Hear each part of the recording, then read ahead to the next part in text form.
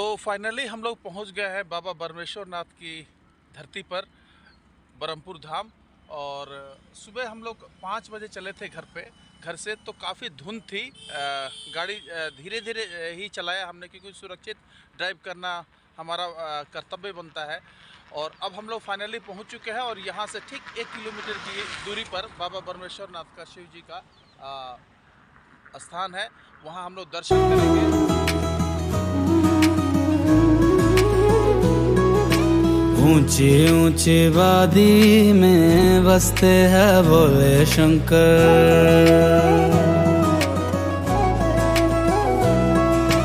ऊंची ऊंची वादी में बसते हैं भोले शंकर। कैसी ये लागी मुझको तेरी लगन, गाऊं और झूमू होके तुझ में मगन। हम लोग बक्सर से चलते हुए अब पहुंच गए हैं ब्रह्मपुरा स्थान, और NH84 से ठीक 1 किलोमीटर की दूरी पे बाबा बरमेश्वर नाथ का ये मंदिर स्थापित है।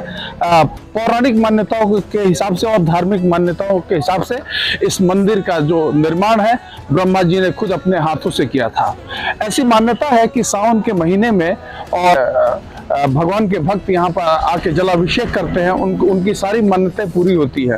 आमतौर पर शिवरात्रि के समय में भी यहाँ पे कांवड़ियों का जबरदस्त जमावड़ा होता है। लोग आकर यहाँ पे जलाभिषेक करते हैं और जो भी वो उनकी मान्यता होती है, जो भी मांग जो भी इच्छा उनकी होती है, उसकी पूर्ति होती है।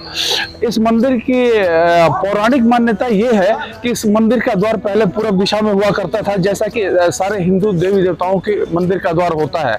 लेकिन एक बाहरी आक्रांता ने जब इस मंदिर पे आक्रमण किया तो वो पूरे भारत में मंदिर को ध्वस्त करते हुए आ रहा था। लेकिन जब ब्रह्मपुर में बाबा बरमेश्वर नाथ के इस मंदिर में उसने प्रवेश किया, विध्वंस करना स्टार्ट किया, तो यहाँ के लोगों ने कहा कि नहीं, आप इस मंदिर को ध्वस्त नहीं कर सकते, हमारी मान्यताएं इससे जुड़ी हुई है, हमारा विश्वास इससे जुड़ा हुआ है, और हमारे ये इष्ट देव है, भगवान है, लेकिन इससे जुड़ी हुई है। तो मोहम्मद गजनी ने कहा कि ऐसा कुछ होता नहीं है, ईश्वर नाम का कोई चीज नहीं है।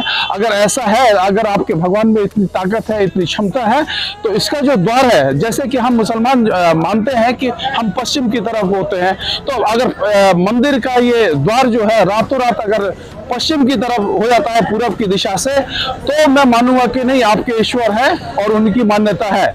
लेकिन और फिर उसने अपने पूरे सिपाहियों को, अपने फौज को चारों तरफ खड़ा कर दिया, और सुबह उठते ही वो क्या देखता है कि मंदिर का द्वार जो है पूरब से ठीक मंदिर घूमता हुआ पश्चिम की तरफ हो गया है। और जब वो आके देखा तो साष्टांग होता है शिव जी के दरबार में, और तब से वो और फिर यहाँ पर बिना लड़ाई किए हुए, बिना मंदिर को क्षति पहुंचाए, वो आगे की ओर निकल पड़ता है। और उसके बाद शायद भारत में और किसी मंदिर के साथ वो ऐसा कार्य नहीं करता है। तो ये इस मंदिर की मंदिर का पौराणिक महत्व है। और ऐसा माना जाता है कि भारत में या सनातनी जो भी विश्वास रखते हैं, या जो भी सनातनी मंदिर है, किसी भी मंदिर का द्वार जो है पश्चिम की तरफ नहीं है। भगवान शिव जी का यही एक मंदिर है जो कि जिसका जो प्रवेश है पश्चिम की तरफ से है। और इसके ठीक पीछे में अगर जाएंगे तो बहुत ही बड़ा सरोवर है। इसका कोई साक्ष्य मौजूद नहीं है। कहा जाता है कि मंदिर के पहले से ही वो जो जलाशय है पहले से ही मौजूद है। और अब जो है बिहार सरकार काफी इस मंदिर के जीर्णोद्धार के लिए खर्च कर रही है। पूरे सौंदर्यीकरण का काम चल रहा है मंदिर का। और अगर अब हम अगले सावन में अगर यहाँ पे आएंगे तो देखेंगे कि इसकी छटा एक अलग तरह की होगी।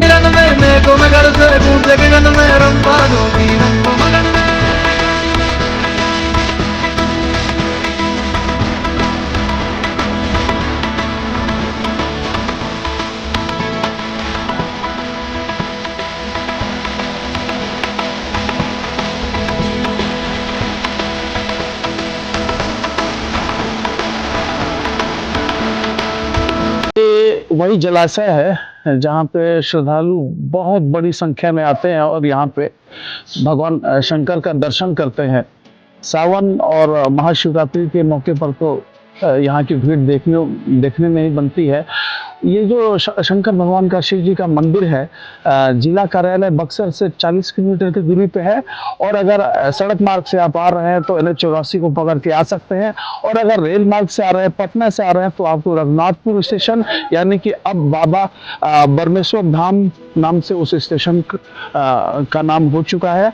और अगर आप बक्सर की तरफ से आ रहे हैं तो भी आप वहीं उतर सकते हैं, और अन्यथा रोड रघुनाथपुर जो बाबा बरमेश्वर नाथ धाम जो है रेलवे स्टेशन जिसको रघुनाथपुर भी कहा जाता था, वो यहाँ से सिर्फ और सिर्फ 3 किलोमीटर की दूरी पे है।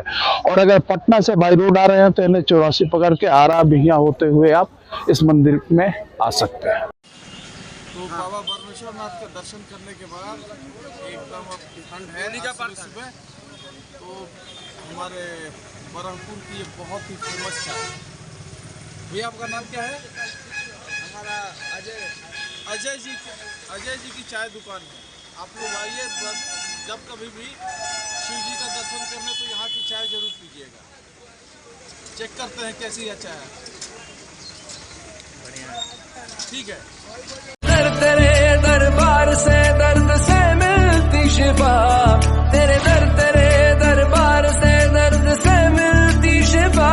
फैसला ले हौसला दे तेरे रंग मैनू रंग ओलिया। फैसला ले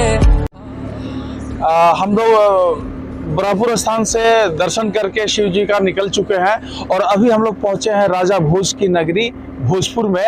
और राजा का महल मेरे दाहिने तरफ हुआ करता था, लेकिन अभी वो पूरी तरह से खंडहर में तब्दील हो चुका है। सरकार का कोई ध्यान नहीं है उसके रख रखाव पर। और ठीक उसके बगल में ही भोजपुर कोठी है जिसमें डुमराव महाराजा का निवास है। और मेरी बाई तरफ और दाहिने तरफ अगर थोड़ा 7-8 किलोमीटर आगे जाएंगे तो गंगा नदी का प्रवाह उसी दिशा में पटना की तरफ जाएगा। और मेरी बाईं तरफ देख रहे हैं ये जो सड़क जा रही है, ये सीधे चले जाएगी डुमराव से फिर सरैया, नवानगर और क्या बोलते हैं विक्रमगंज होते हुए डेहरी। फिर वहां से आप उत्तर प्रदेश के लिए वाराणसी के लिए भी GT रोड पकड़ के जा सकते हैं। और बाई तरफ आप मुड़ेंगे तो जहानाबाद गया होते हुए आप झारखंड बंगाल में भी प्रवेश करेंगे।